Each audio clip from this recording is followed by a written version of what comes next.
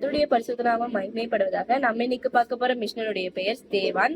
இவங்களுடைய வாழ்க்கையில நம்ம கத்துக்க போறது துணிந்தவர்களுக்கு துக்கம் இல்லை. அதாவது ஒரு கிறிஸ்தவர்களை சுவிசேஷம் சொல்ல விடாம தடுத்தா 1000 கிறிஸ்தவர்கள் சுவிசேஷத்துக்காக எழும்புவாங்க அப்படிங்கிறதுக்கு எடுத்துக்காட்டாக விளங்கியவர் தான் ஸ்தேவான். இவர் கிறிஸ்துவுக்காக முதல் இரத்த சாட்சியா மறிச்சிருக்காங்க. இவங்களோட பேரோட அர்த்தம் பார்த்தோம்னா முடி அல்லது கிரீடம். அதாவது பேருக்கு ஏற்றது போலவே கிறிஸ்துவிடம் இருந்து அவங்களுடைய மரணத்தின் மூலமாக ஒரு கிரீடத்தை அவங்க பெற்றிருந்திருக்காங்க. எருசலேம் சபைக்கு செல்வாக்கு நின்றாங்க. பந்தி விசாரணையில 7 பேர்ல முதன்மையா இருக்காங்க.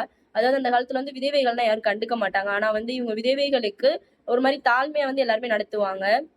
ஆனா இவங்க விதவைகளுக்கு என்ன பண்றாங்கன்னா அன்றாட உணவு அளிக்கிறாங்க. அவங்களுக்கு தேவையான பணி செய்து அவங்களுக்கு உதவி செய்யறதை நம்ம பார்க்க முடியும். ஆண்டவரிடம் அற்புத அடையாளங்களையும் இவங்க பெற்றிருக்காங்க. அப்போ ஒரு நாள் யூதருடைய ஆலயங்கள்ல என்ன பண்றாங்கன்னா இயேசுவே மேசியா அப்படின்னு சொல்லிட்டு ஆணித்தரமாக எல்லாருக்கும் முன்னாடி இவங்க சொன்னதுனால யூதர்களுக்கு அது பிடிக்காம என்ன பண்றாங்கன்னா இவங்க மேல ஒரு தேவதூஷணம் சொல்றான்னு சொல்லி பொய்யான குற்றச்சாட்டு சாட்டி ஆலோசனை சங்கத்தார நிறுத்துறாங்க. அப்போ ஸ்தேவான் அவங்க அவங்க சொன்ன பதில்கள் அவங்க எதிரிகளுக்கு ஆச்சரியமாவும் இருந்தது. அதே சமயம் ஆத்திரமாவும் இருந்தது. ஏன்னா இயேசுவே மேசியான்னு சொல்லும் போது அவங்களுக்கு அது பிடிக்காததுனால அவங்க அதை ஏற்றுக்கொள்ள மறுத்து அவங்களுக்கு எதிர்ப்பு தெரிவிக்கிறத நம்ம பார்க்க முடியும். திரும்ப ஸ்தேவான் என்ன பண்றாங்கன்னா வேற இடங்களுக்கு போய் இயேசுவை பத்தி சொல்லும் போது இயேசுவே மேசியா அப்படின்னு சொல்லும் போது அவங்க என்ன பண்றாங்கன்னா கல்லெறிஞ்சு கொல்றதை பார்க்க முடியும். அவர் ரத்த சாட்சியா மறிச்சிருக்காங்க. இதே போலவே நம்மள எத்தனை பேர் நம்ம கிறிஸ்துவுக்காக ரத்த சாட்சியா மறிக்க ஆயத்தமா இருக்கோம்னு கேக்குறோம். அதாவது நம்ம இவங்க வாழ்க்கையில இருந்து கத்துக்க வேண்டியது ஒண்ணுதான். ஏன்னா இவங்க சாக போறதுக்கு முன்னாடி கல்லெறிஞ்சு கொள்ற அந்த நிலைமையில அந்த மக்களுக்காக அவங்க ஏசப்பா கிட்ட பரிந்துரைக்கிறத நம்மளால பார்க்க முடியும். அதாவது ஆண்டவர்களே இவர்கள் மேல எந்த பாவத்தையுமே சுமத்தாதிருன்னு அந்த நிமிஷத்துல அவங்க மன்றாடுறாங்க. நம்ம எத்தனை பேர் நம்மள யாராவது அடிச்சு திருப்பி அடிச்சிட்டாலே நம்ம திருப்பி அடிச்சிடுறோம். ஏதாவது சொல்லிட்டாங்கன்னா சொல்லணும். அப்படி சொல்லலைன்னா ஐயோ நீ இப்படி சொல்லிட்டாங்கன்னு ஏதாவது சொல்லணும்னு நமக்கு மனசுக்குள்ள ஒரு மாதிரி அந்த ஒரு ஆதங்கம் நமக்கு எல்லாருக்குமே இருக்கதான் செய்யும்.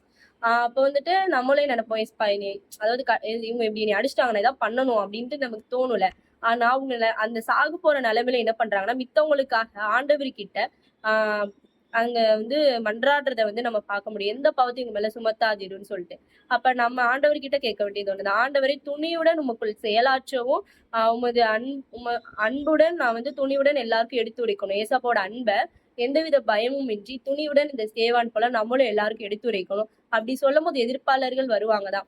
அதுதான். ஆனா நம்ம அந்த எதிர்ப்பாளர்களுக்காக அவங்க இப்படி பண்றாங்களே நினைக்காம அவங்களுக்காக ஏசப்பா கிட்ட நம்ம ஜெபத்துடன் நம்ம அதுல செயல்பட்டோம் அப்படின்னா ஏசப்பா நமக்கு அதுல எதிர்ப்பாளர்கள் மத்தியிலையும் நமக்கு ஊழியம் செய்யறதற்கு ஒரு தைரியத்தையும் ஒரு ஆறுதலையும் ஒரு தெம்பை ஏசப்பா தருவாங்க. இந்த சிறிய தியானத்தை கூட கர்த்தர் ஆசீர்வதிப்பாராங்க. ஆமென்.